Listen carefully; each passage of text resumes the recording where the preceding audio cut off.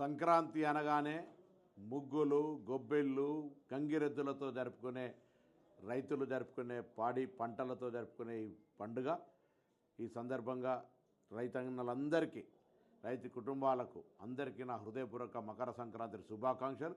ఈ పండుగ మీ జీవితాల్లో ఏ విధంగా అయితే ముగ్గుల్లో అన్ని రంగులు వాడతామో అదేవిధంగా మీ జీవితాల్లో అన్ని రంగులు విరజిల్లుతూ అంతా శుభం జరగాలని ఆ భగవంతుని ప్రార్థిస్తూ మీ పొన్నం ప్రభాకర్.